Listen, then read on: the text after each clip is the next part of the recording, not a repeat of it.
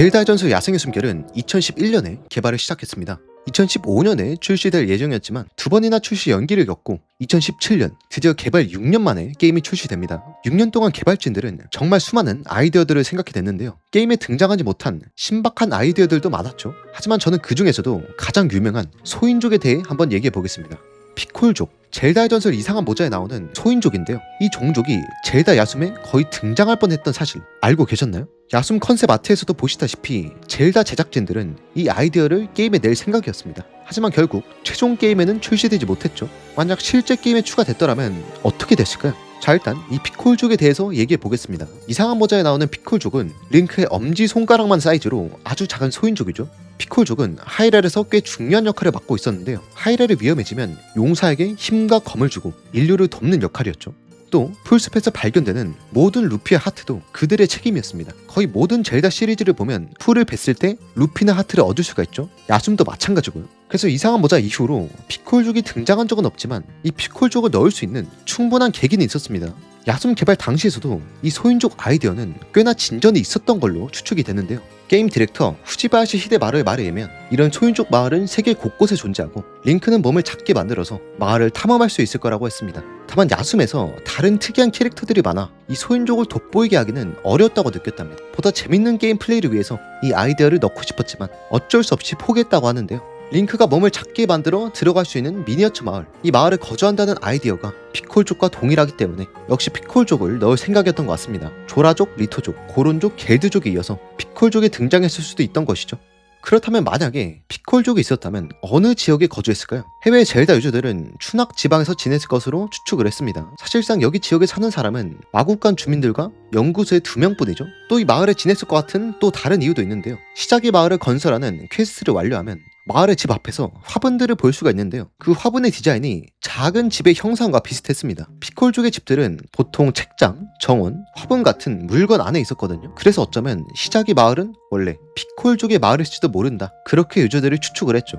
시작의 마을 퀘스트도 분명 재미있었지만 이 피콜족 마을이 나왔어도 굉장히 재밌었을 것 같네요. 다음 젤다 신작에서는 이 소인족 아이디어를 한번 볼 수 있었으면 좋겠습니다. 자, 이런 소인족 아이디어 말고도 또 젤다 제작진들이 기획은 했지만 최종 게임에는 출시가 되지 않은 그런 아이디어들이 더 있는데요. 그것들에 대해서도 한번 얘기해 보겠습니다. 젤다 야숨에서 링크는 100년 만에 깨어납니다. 그가 살았던 하이랄은 더 이상 존재하지 않았죠. 링크와 함께 살던 가족 마을 사람들 모두 세상에 없었습니다. 링크는 자신의 임무의 무게를 감당하기 위해서 침묵을 지키고 있었고 기사였던 아버지의 뒤를 이어 기사의 길을 걷고 있었죠. 링크의 아버지에 대한 얘기는 사실 이뿐이지만 야숨 설정집 컨셉 아트에서 링크의 가족으로 추정되는 사진을 볼 수가 있는데, 사진에는 미소 짓고 있는 링크와 옆에는 험악한 표정의 덩치가 큰 남자, 앞에는 웃고 있는 귀여운 소녀가 닭을 들고 서 있습니다. 그 사진 옆에는 창을 들고 소녀를 지키는 망토를 두른 링크의 모습도 확인 가능하죠. 이 아트워크는 서양판에서는 삭제되었고 대신 하이라이트 지도가 대체되었는데요. 이 아트워크를 볼 때 링크의 가족이 원래 게임에서 등장할 수도 있었다고 보이는데요. 사진 속의 소녀는 바람의 텍트, 링크의 여동생과 닮아 있습니다.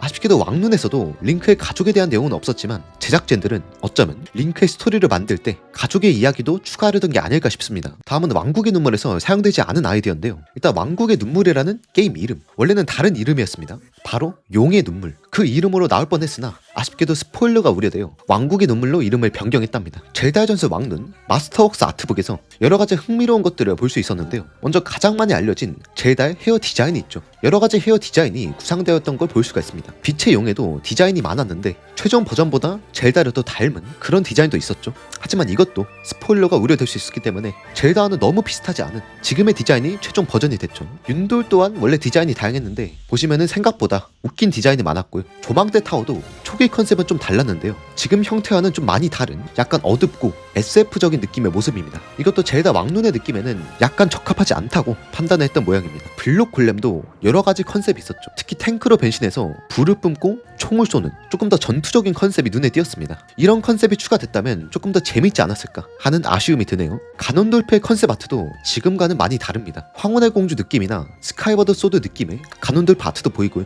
최종전도 사실 다른 아이디어가 있었는데요. 지금 이 아트를 보면 마룡이 어딘가 큰 동굴에서 싸우는 모습이죠. 기둥을 감싸고 링크를 노려보고 있습니다. 최종 버전인 하늘에서 싸우는 거와는 많이 대비되는 모습인데요. 게다가 원래 마룡의 크기는 최종 버전보다 3배는 클 예정이었다고 합니다. 한 유저가 크기를 비교해본 사진이 있는데 확실히 초기 컨셉으로 나왔으면 위압감이 장난 아니었을 것 같습니다. 자, 이렇게 오늘 젤다 전설 사용되지 않은 아이디어에 대해 한번 알아봤고, 물론 이거 말고도 굉장히 많은 아이디어들이 있었습니다. 여러분이 알고 있었던 사실은 뭐가 있는지 댓글로 남겨주시고 저는 다음 영상으로 찾아뵙겠습니다.